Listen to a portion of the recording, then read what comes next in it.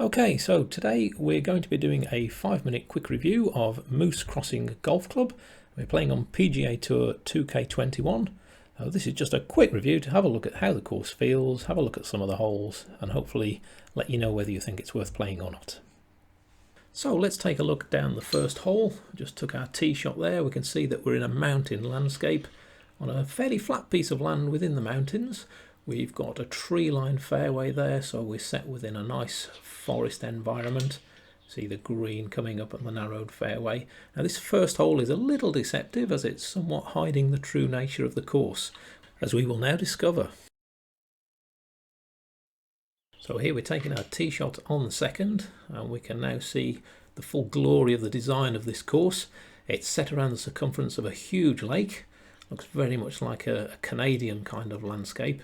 But we'll see with the various holes how they go around the lakeside, and then the other holes just nip back into the forest to give us that little bit of contrast in the design. So we can see here now the stunning view of that lake. I think it's a fantastic idea to have the course going around the circumference of the lake.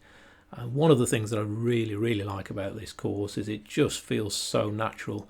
This could quite easily be a real course recreation. The tree work here is excellent. We've got sparsity of trees around the actual lake shore there, but as you head back into the more inland holes, the density of the trees increases, giving that real feeling of stepping inside the forest. So the greens here, fairly large greens, very fair to put on.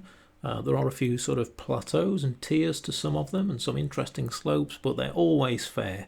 As they're so large, it's a good idea to get the approach shots as close as possible to the hole. It's not always that achievable when you've got to play a long iron in, but yeah, it makes for a very fair putting game. We can see an example of the nice grass work here. We've got a very short fringe there with some rough and what looks like some grass clippings, and then that lovely long grass in the background really sets that green off. And you can see on this hole the real difference in feel when you step back away from the lake and into that forest. It really makes a nice contrast.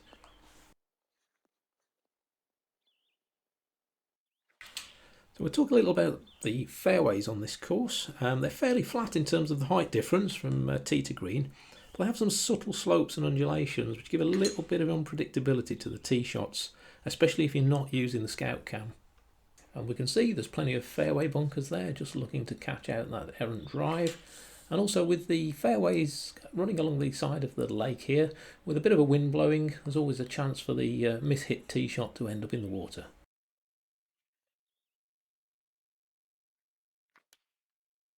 So there's a nice selection of holes to be played here. A couple of very nice par 3s, like this one where the green itself extends out into the lake.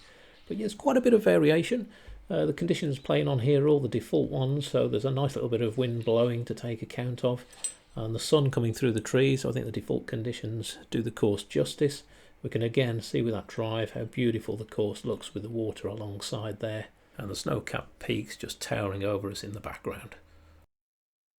So this is a good course for everybody really. I think those of good ability be able to get some good scores here. We're still having a fair bit of challenge, while the lesser mortals amongst us, like myself, can still enjoy a great round of golf. It's a very fair course, so you know that any mistakes you make are going to be entirely down to you and they're not the fault of the course.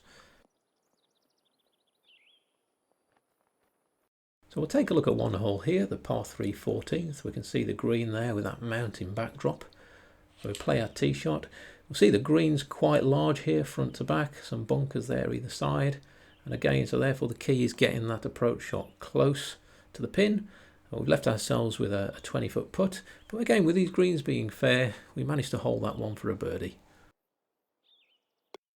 So I really recommend a playthrough of this course. It's a stunningly designed course. It's a beautiful location.